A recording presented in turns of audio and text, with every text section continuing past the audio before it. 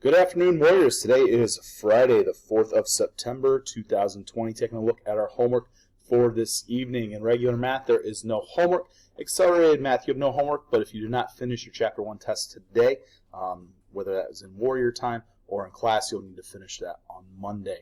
In science, there is no homework. The accelerated class, you do need to finish your Think Central Unit 1, Lesson 4. In social studies, there is no homework, but please make sure that you have clicked Turn In on your Zoom Math assignment. Language arts, there is no homework.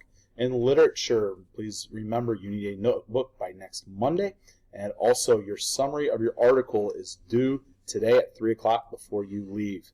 In careers and life, you need to do nothing this weekend because there is no homework.